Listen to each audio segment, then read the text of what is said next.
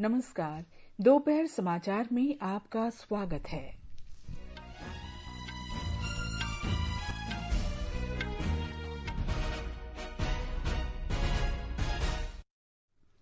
महात्मा गांधी राष्ट्रीय ग्रामीण रोजगार गारंटी योजना मनरेगा के तहत वित्त वर्ष 2020-21 के लिए अब तक का सर्वाधिक 1 लाख करोड़ रुपए से अधिक का प्रावधान किया गया। उच्चतम न्यायालय ने केंद्र और राज्य सरकारों को सभी प्रवासी मजदूरों को 15 दिन के अंदर उनके गृह राज्य भेजने का निर्देश दिया। रक्षा मंत्री राजनाथ सिंह ने कहा, सीमा पर स्थिति को लेकर भारत और चीन के बीच सैन्य और कूटनीतिक स्तर पर हो रही वार्ताएं बेहद सकारात्मक हैं। वार्ता जारी रहेगी।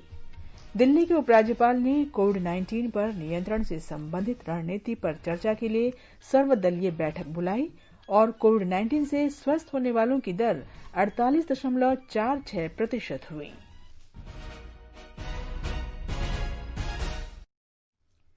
दोपहर समाचार में मैं हूं कनकलता और मेरे साथ हैं मेरे सहयोगी आनंद श्रीवास्तव। महात्मा गांधी राष्ट्रीय ग्रामीण रोजगार गारंटी योजना मनरेगा के तहत वित्त वर्ष 2020-21 के लिए 1 लाख करोड़ रुपए से अधिक का प्रावधान किया गया है।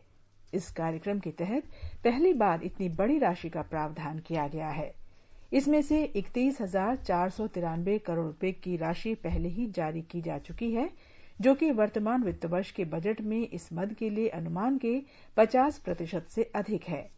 अब तक कुल 60 करोड़ 80 लाख दिवस का रोजगार सृजित किया गया है और 6 करोड़ 69 लाख कामगारों को काम दिया गया है। इस वर्ष मई में जिन लोगों को काम दिया गया था, उनकी औसत संख्या 2 करोड़ 51 लाख प्रतिदिन है। ये पिछले साल मई में दिए गए काम से 73% अधिक है।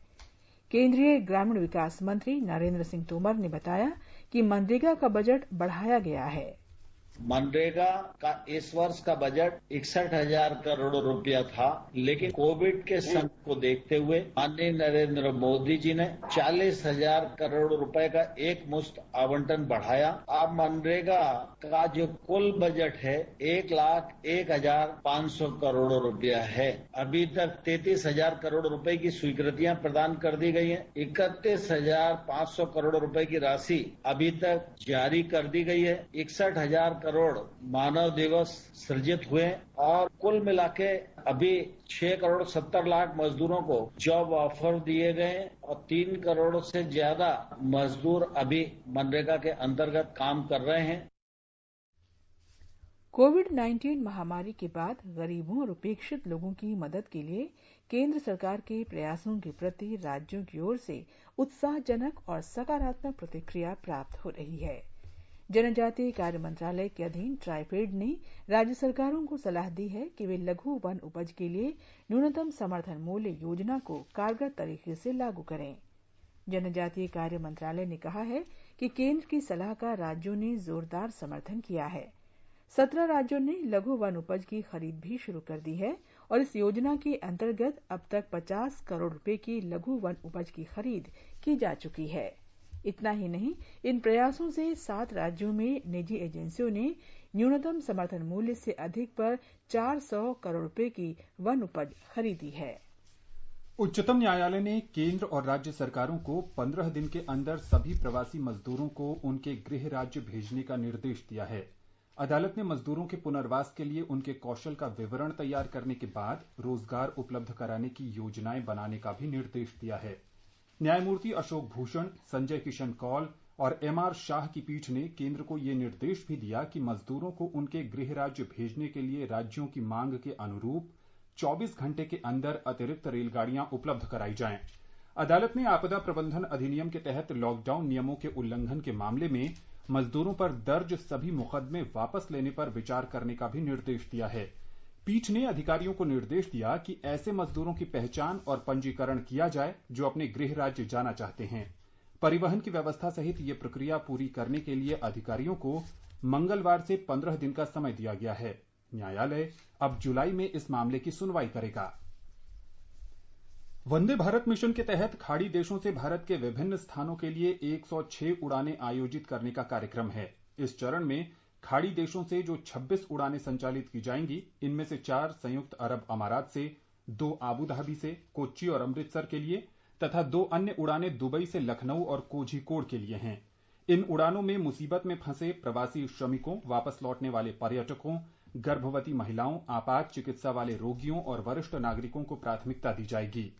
वंदे भारत मिशन के तहत संयुक्त अरब अमारात से अब तक 16,000 भारतीयों को स्वदेश वापस लाया जा चुका है। वंदे भारत मिशन के अंतर्गत विभिन्न देशों से लगभग 6,000 से अधिक यात्री मुंबई पहुंच चुके हैं। 1 जुलाई तक 48 से अधिक उड़ानों से आने की संभावना है। ब्यौरा हमारे संवाददाता से। वंदे भारत मिशन के तहत दुनिया के विभिन्न हिस्सों से कुल 6,795 लोग मुंबई में पहुंचे हैं। इनमें से 2,107 मुंबई के निवासी हैं, 2,483 लोग राज्य के अन्य हिस्सों से हैं और 2,205 लोग अन्य राज्यों से हैं। इसके अलावा लॉकडाउन के तीसरे चरण में जिलों की अंदरूनी बस सेवा शुरू की जा चुकी है। यह सेवा अधिकतम 50% क्षमता के साथ शारीरिक दूरी बनाकर मास्क और स्वच्छता उपायों के साथ शुरू की गई है। हालांकि मुंबई की जीवन रेखा मानी जाने वाली मेट्रो और उपनगरीय लोकल ट्रेनों की सेवाएं अभी भी बंद है। साथ ही राज्य के धार्मिक स्थल, shopping mall, restaurant, cinema hall, spa, salon, school और अन्य शैक्षिक संस्थान अगले आदेश तक बंद रहेंगे। इसी बीच राज्य सरकार ने कल मुंबई के डब्बा वालों को 2,500 राशन किट वितरित किए। माधुरी पांगे, आकाशवाणी समाचार, मुंबई। ये समाचार आकाशवाणी से प्रसारित किए जा रहे हैं। ताज़ा समाचार जानने के लिए आप हमारे Twitter handle @AIR News Hindi को फॉलो कर सकते हैं। अपने साथ अपनों का ध्यान रखो, बड़े बुजुर्गों का तुम ध्यान रखो। महामारी से लड़ना है बहुत जरूरी, ज्यादा पास न जाना, रखो 2 गज दूरी। सुरक्षित दादा दादी नाना नानी अभियान, अपने साथ अपनों का ध्यान।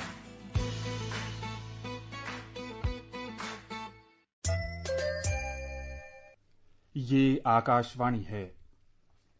स्वास्थ्य तथा परिवार कल्याण मंत्री डॉक्टर हर्षवर्धन ने आज नई दिल्ली में मंत्री समूह की 16वीं उच्च स्तरीय बैठक में कोविड-19 से उत्पन्न स्थिति की समीक्षा की और इसकी निगरानी तथा आकलन के बारे में विचार विमर्श किया। बैठक में कंप्यूटर प्रेजेंटेशन के जरिए जमीनी हालात की जानकारी दी गई और कोरोना वायरस से संबंधित ताजा आंकड़ों से अवगत कराया गया। मंत्री समूह की बैठक में नागर विमानन मंत्री हरदीप सिंह पुरी, गृह राज्य मंत्री नित्यानंद राय, जहाजरानी राज्य मंत्री मनसुख मंडाविया तथा स्वास्थ्य और परिवार कल्याण राज्य मंत्री अश्विनी कुमार चौबे ने हिस्सा लिया। दिल्ली के उपराज्यपाल अनिल बैजल ने राजधानी में कोविड-19 पर नियंत्रण की रणनीति पर चर्चा करने के लिए आज दोपहर बाद 3 बजे सर्वदलीय बैठक बुलाई है। इससे पहले उप मुख्यमंत्री मनीष सिसोदिया ने आज राष्ट्रीय राजधानी में कोविड-19 की स्थिति पर चर्चा के लिए उपराज्यपाल के साथ मुलाकात की। उपराज्यपाल के निवास पर राज्य आपदा प्रबंधन प्राधिकरण की बैठक में श्री सिसोदिया ने दिल्ली में कोविड-19 रोगियों की संख्या में वृद्धि का मुद्दा उठाया। बैठक के बाद उप मुख्यमंत्री ने राजधानी में सामुदायिक संक्रमण की खबर का खंडन किया। उन्होंने कहा कि पर्याप्त विश्लेषण के बाद केंद्र सरकार ही इस बारे में कोई घोषणा करेगी। श्री सिसोदिया ने इस बात पर बल दिया कि राजधानी में सरकारी और निजी अस्पतालों को केवल दिल्ली के नागरिकों के लिए आरक्षित रखने का मंत्रिमंडल का फैसला जुलाई के आखिर तक लगभग 80,000 बिस्तरों की आवश्यकता के अनुमान पर आधारित था। उपराज्यपाल ने कल दिल्ली सरकार के इस फैसले को पलटते हुए प्रत्येक व्यक्ति को सभी अस्पतालों में इलाज की अनुमति दी थी। दिल्ली के स्वास्थ्य मंत्री सत्येंद्र जैन और अन्य वरिष्ठ स्वास्थ्य अधिकारी भी बैठक में शामिल हुए। इस बीच दिल्ली के मुख्यमंत्री अरविंद केजरीवाल की कोविड-19 संबंधी जांच की गई। 51 वर्षीय मुख्यमंत्री का बुखार कम हो गया है। वे गले में खराश और बुखार के कारण सेल्फ क्वारंटीन में हैं। केंद्र सरकार ने कोरोना वायरस के अत्यधिक संक्रमण वाले 15 राज्यों और केंद्र शासित प्रदेशों में विभिन्न क्षेत्रों के विशेषज्ञों के उच्च स्तरीय केंद्रीय दल तैनात किए हैं। ये दल देश में कोविड-19 महामारी पर नियंत्रण के लिए राज्यों और केंद्र शासित प्रदेशों की सरकारों को तकनीकी सहायता उपलब्ध कराएंगे। मेघालय, तेलंगाना, तमिलनाडु, राजस्थान, असम, हरियाणा, गुजरात, कर्नाटक, उत्तराखंड, मध्य प्रदेश, पश्चिम बंगाल, दिल्ली, बिहार, उत्तर प्रदेश और ओडिशा में केंद्रीय दल तैनात किए गए हैं। प्रत्येक केंद्रीय दल में 3 सदस्य हैं, जिनमें सार्वजनिक स्वास्थ्य विशेषज्ञ, महामारी विशेषज्ञ और एक वरिष्ठ संयुक्त सचिव स्तर का नोडल अधिकारी शामिल है। देश में अब तक कोविड-19 से 1,29,215 लोग स्वस्थ हो चुके हैं। ठीक होने वाले रोगियों की दर 48.46% हो गई है। पिछले 24 घंटे में 4,785 रोगी ठीक हुए हैं। स्वास्थ्य मंत्रालय के अनुसार पिछले 24 घंटों के दौरान 9,987 लोग संक्रमित हुए। इसके साथ ही संक्रमित लोगों की संख्या 2,66,598 हो गई है। ये किसी एक दिन में अब तक सबसे अधिक वृद्धि है। पिछले 24 घंटे के दौरान 266 लोगों की मृत्यु के साथ मृतकों की संख्या 7,466 हो गई है। देश में अब मृत्यु दर 2.80% हो गई है। इस बीच पिछले 24 घंटे में 1,41,682 नमूनों की जांच की गई। देश में अब तक कुल 49,16,116 नमूनों की जांच की जा चुकी है। 553 सरकारी और 231 निजी क्षेत्र की प्रयोगशालाओं में कोविड-19 की जांच की जा रही है। महाराष्ट्र में 1,661 लोगों के स्वस्थ होने के बाद राज्य के विभिन्न अस्पतालों से 40,975 लोगों को छुट्टी दे दी गई। आज राज्य में कोविड-19 के 2,553 नए मामले आए और 109 लोगों की मौत हो गई। इस तरह अब तक 88,528 मामले मिल चुके हैं और 3,169 लोगों की मौत हो चुकी है। मध्य प्रदेश में कोरोना संक्रमण रोगियों की संख्या बढ़कर 9,638 हो गई है, जबकि 414 लोगों की मृत्यु हुई है। 6,536 लोग ठीक हो चुके हैं। संक्रमित मामलों की संख्या 2,688 है। अभी तक राज्य में लगभग 2,15,000 से अधिक से लोगों के टेस्ट किए जा चुके हैं। हमारे संवाददाता ने बताया है कि इनमें संक्रमित लोगों की दर केवल 3.60 है। मध्य प्रदेश के कुल 52 जिलों में से 51 जिलों में कोरोना वायरस के मामले पाए गए हैं, लेकिन 27 जिलों में कोई नया कोविड-19 का मामला सामने नहीं आया है। वहीं मुख्यमंत्री शिवराज सिंह चौहान ने प्रदेश में अस्पतालों समेत अन्य स्थानों पर कोरोना संक्रमित लोगों के उपचार के लिए बिस्तरों की संख्या बढ़ाकर 85,000 करने के निर्देश दिए हैं। वहीं दूसरी ओर आज से प्रदेश में मध्य प्रदेश बोर्ड की 12वीं की परीक्षाएं शुरू हो गयी। ये परीक्षाएं 16 जून तक चलेंगी। परीक्षार्थियों को परीक्षा केंद्र पर 1 घंटे पहले आने को कहा गया था। परीक्षार्थियों को परीक्षा केंद्र पर सैनिटाइजेशन और थर्मल स्क्रीनिंग के बाद ही प्रवेश दिया गया। संजीव शर्मा, आकाशवाणी समाचार, भोपाल। सिक्किम में आज 6 नए मामले आने के साथ राज्य में संक्रमित मामलों की संख्या 10 हो गई है। स्वास्थ्य विभाग के महानिदेशक डॉक्टर पेम्पा शेरिंग भूटिया ने बताया कि 6 मामलों में से 4 पश्चिम सिक्किम और एक दक्षिण तथा पूर्वी सिक्किम से है। सोमवार को 3 मरीजों के स्वस्थ होने के बाद राज्य में संक्रमित मामले घटकर 4 रह गए हैं। नागालैंड में कोविड-19 के 5 और नए मामले सामने आने के बाद कुल संक्रमित लोगों की संख्या 127 हो गई है। राज्य में 8 रोगियों के स्वस्थ होने के बाद कुल 119 मामले रह गए हैं।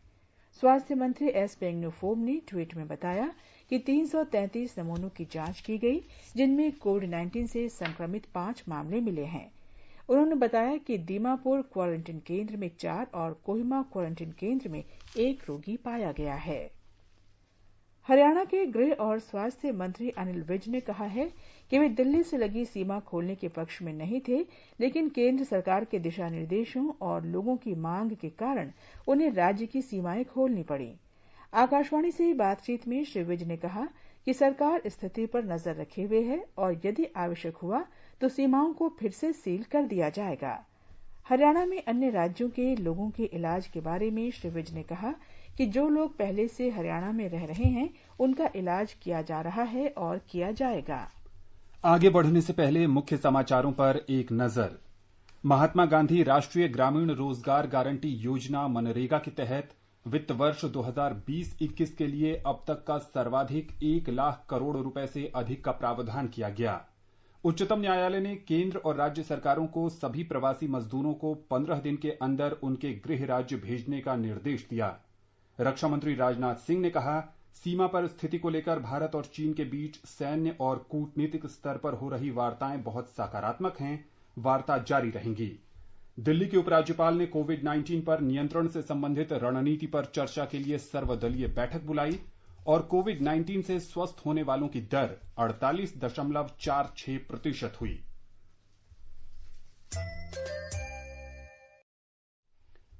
मानव संसाधन विकास मंत्री रमेश पोखरियाल निशंक ने आज कहा कि वर्तमान परिस्थितियों के मद्देनजर और माता पिता तथा शिक्षकों से अनुरोध प्राप्त होने के बाद सरकार आने वाले शैक्षणिक सत्र के लिए पाठ्यक्रम और निर्देशात्मक घंटों में कमी करने के विकल्प पर विचार कर रही है।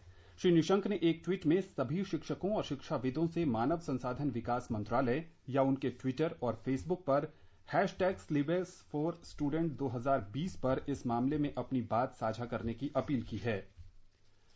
तमिलनाडु सरकार ने कोविड-19 के मद्देनजर इस वर्ष 10वीं कक्षा की परीक्षा को रद्द कर दिया है। एक आदेश में सरकार ने कहा कि सभी छात्रों को अगली कक्षा में पदोन्नत किया गया है।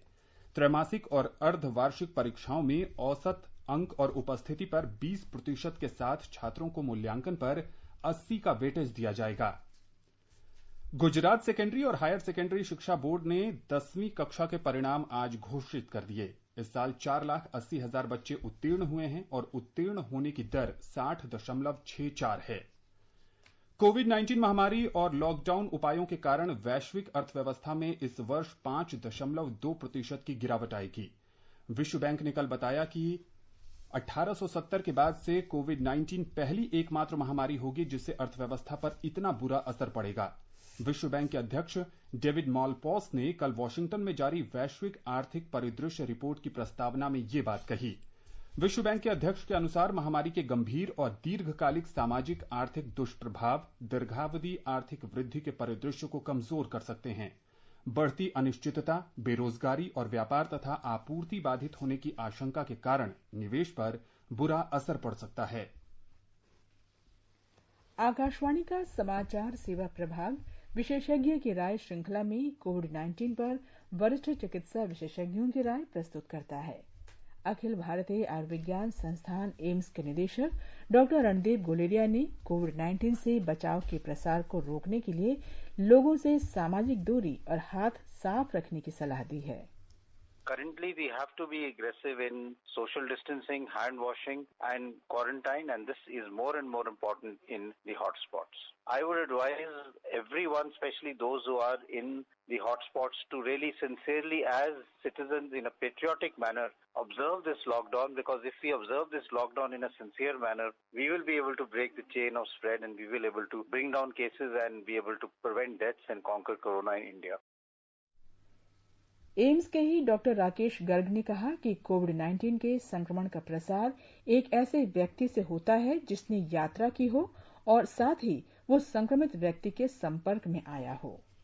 सबसे ज्यादा मायने वाली चीज ये रखती है कि हम कोविड-19 की सस्पिशन उस पर ज्यादा डिपेंड करेंगे अगर उसकी कुछ ऐसी जगह से ट्रेवल की हिस्ट्री है जहां पर पॉजिटिव केसेस थे, एंडेमिक एरिया था, या फिर उनका ऐसे कांटेक्ट हुआ किसी पेशेंट से जो ऑलरेडी पॉजिटिव था, ये सस्पेक्ट था, या फिर ऐसे पेशेंट की जो देखभाल कर रहा है जो कि पॉजिटिव है, ये सस्पेक्ट है। तो अगर ये हिस्ट्री पॉजिटिव है और साथ में सिम्टम्स भी हैं तो उसमें चांसेस कोविड-19 के होने के रहते हैं।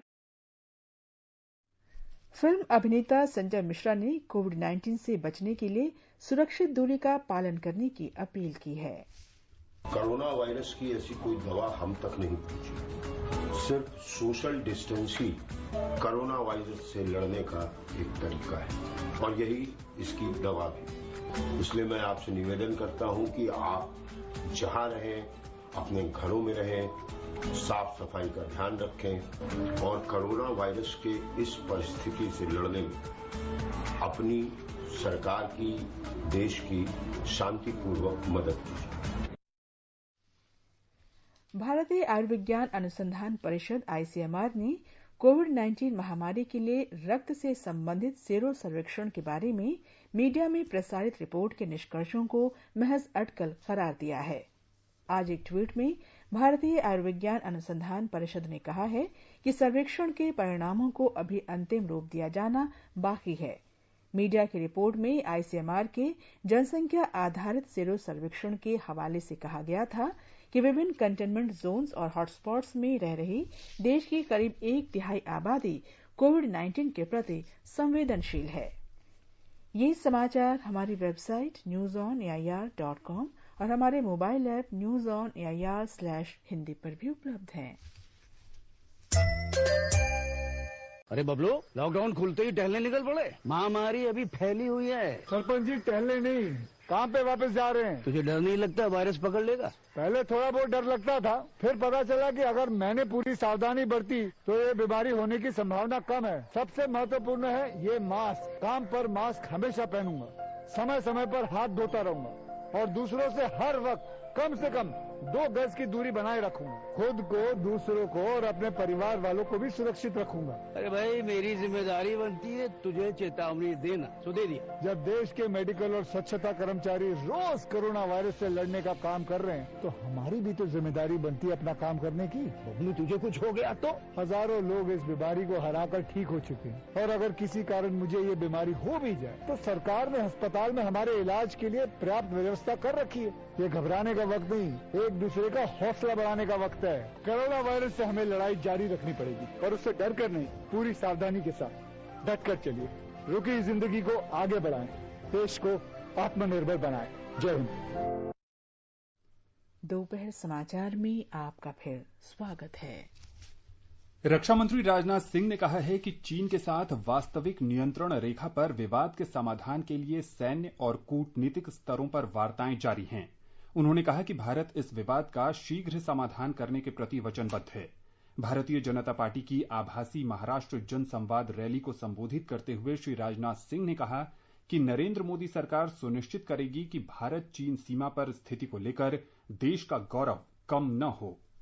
भारत की नीति रही, हम किसी के सम्मान और स्वाभिमान पर न चोट पहुंचाने की कभी कोशिश करते हैं और न हम अपने मान, सम्मान और स्वाभिमान पर चोट बर्दाश्त कर सकते हैं। यह हमारे भारत का चरित्र है। इसलिए मैं कहता हूं, इसको लेकर बहुत हम लोगों को समझाने की कोशिश मत करिए। 2 देशों का विवाद हो, दलगत भावनाओं से ऊपर उठकर सबको एक साथ खड़े होना चाहिए। कांग्रेस के लोग हम लोगों के ऊपर लगातार तीर पर तीर चलाए जा रहे हैं। भारत चीन को सीमा को लेकर एक विवाद का सिलसिला लंबे समय से चला आ रहा है। हम चाहते हैं कि यह सीमा का विवाद जल्दी से जल्दी सुलझना चाहिए। उन्होंने कहा कि इस महीने की 6 तारीख को सैन्य स्तर पर हुई बातचीत रचनात्मक थी और दोनों देशों ने गतिरोध दूर करने के लिए संवाद का मार्ग जारी रखने पर सहमति व्यक्त की है। उन्होंने कहा कि कांग्रेस नेता राहुल गांधी और कुछ अन्य विपक्षी नेताओं ने भारत चीन सीमा की स्थिति के बारे में सरकार से स्पष्टीकरण मांगा था। श्री सिंह ने कहा कि वे जनता को आश्वासन देना चाहते हैं कि देश का नेतृत्व सक्षम हाथों में है और भारत अपने गौरव और स्वाभिमान की कीमत पर कोई समझौता नहीं करेगा। श्री सिंह ने राजनीतिक दलों से अपील की कि वे राष्ट्र हित के मुद्दों पर सभी मतभेद भुलाकर काम करें। केंद्रीय गृह मंत्री अमित शाह ने आज पश्चिम बंगाल में कथित राजनीतिक हिंसा की प्रवृत्ति के लिए मुख्यमंत्री ममता बनर्जी की आलोचना की। भाजपा की वर्चुअल जन संवाद रैली को आज नई दिल्ली से संबोधित करते हुए श्री शाह ने कहा कि पश्चिम बंगाल देश का एकमात्र राज्य है जहां राजनीतिक हिंसा की संस्कृति फल फूल रही है। श्री शाह ने गरीबों के कल्याण की केंद्र द्वारा संचालित आयुष्मान भारत स्वास्थ्य योजना में शामिल न होने के लिए पश्चिम बंगाल सरकार की आलोचना की। उन्होंने तृणमूल सरकार पर भ्रष्टाचार को संरक्षण देने का आरोप लगाया। गृह मंत्री ने उड़ी और पुलवामा हमलों के बाद नरेंद्र मोदी सरकार द्वारा उठाए गए कदमों की प्रशंसा की। उन्होंने कहा कि प्रधानमंत्री नरेंद्र मोदी के निर्णायक नेतृत्व में अनुच्छेद 370 और 35A को हटाने जैसे महत्वपूर्ण निर्णय लिए गए। 70 साल से कई मुद्दे ऐसे थे जिनको कोई छूने की हिम्मत नहीं करता था। वो मुद्दे देश की एकता और अखंडता के साथ जुड़े थे, देश की सुरक्षा के साथ जुड़े थे। देश का हर नागरिक और बंगाल का तो हर नागरिक विशेषकर चाहता था कि कश्मीर के अंदर धारा 370 और 35A को हटा दिया जाए। हिमालयी जैव संसाधन प्रौद्योगिकी संस्थान और हिमाचल प्रदेश सरकार ने किसानों की आय बढ़ाने के उद्देश्य से देश में केसर और हींग की खेती को बढ़ावा देने के लिए साझेदारी की है। देश में केसर की सालाना मांग 100 टन है, लेकिन इसका उत्पादन औसतन करीब 7 टन ही है। इसलिए बड़ी मात्रा में केसर का आयात करना पड़ता है। फिलहाल करीब 1200 टन कच्चा हींग अफगानिस्तान, ईरान और उज्बेकिस्तान से आयात किया जा रहा है। इस पर करीब 600 करोड़ रुपए खर्च करने पड़ते हैं। विश्व के इन 2 सबसे महंगे मसालों की पैदावार बढ़ाने के लिए संभावित किसानों को इनकी खेती के आधुनिक तरीके सिखाए जाएंगे और उनका कौशल विकास किया जाएगा।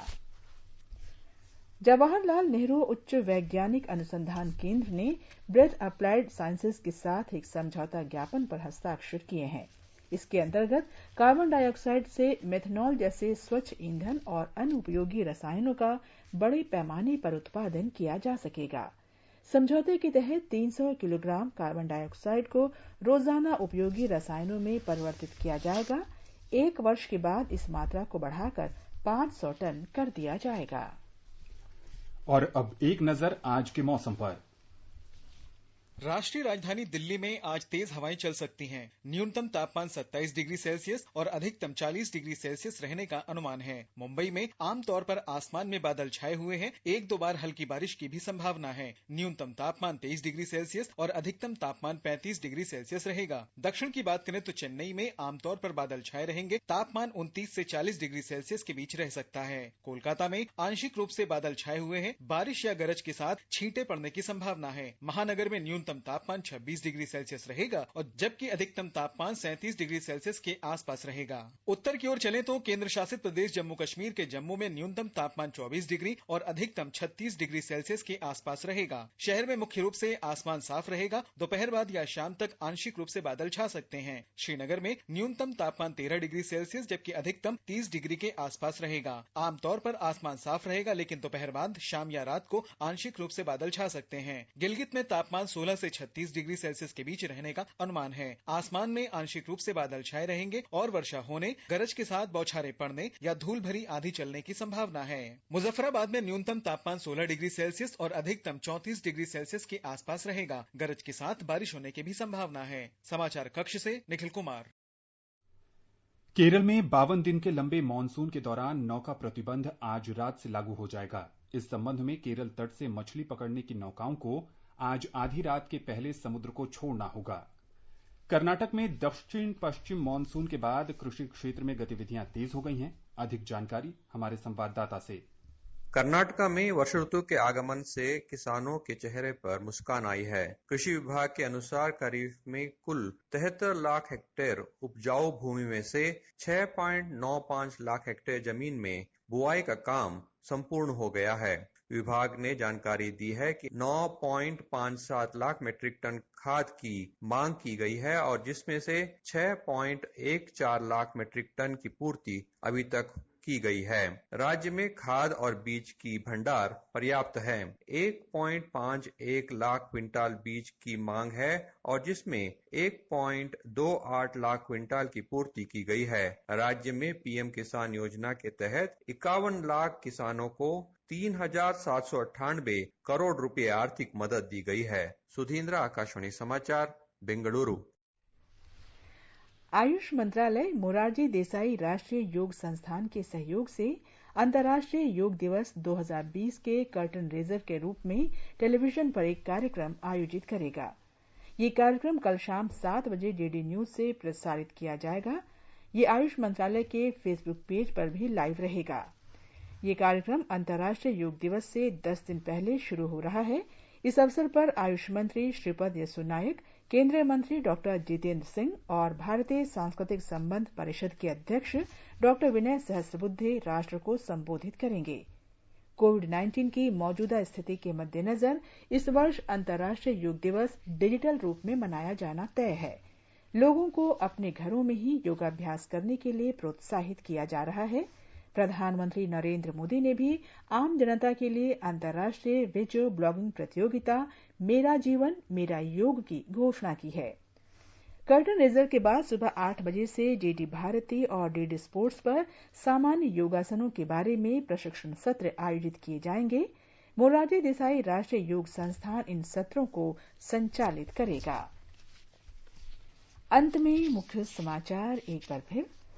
महात्मा गांधी राष्ट्रीय ग्रामीण रोजगार गारंटी योजना मनरेगा के तहत वित्त वर्ष 2020-21 के लिए अब तक का सर्वाधिक 1 लाख करोड़ रुपए से अधिक का प्रावधान किया गया। उच्चतम न्यायालय ने केंद्र और राज्य सरकारों को सभी प्रवासी मजदूरों को 15 दिन के अंदर उनके गृह राज्य भेजने का निर्देश दिया।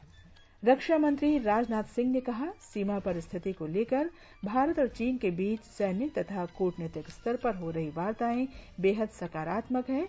वार्ता जारी रहेगी। दिल्ली के उपराज्यपाल ने कोविड-19 पर नियंत्रण से संबंधित रणनीति पर चर्चा के लिए सर्वदलीय बैठक बुलाई है और कोविड-19 से स्वस्थ होने वालों की दर 48.46% हुई। इसके साथ ही दोपहर समाचार का ये अंक समाप्त हुआ। नमस्कार।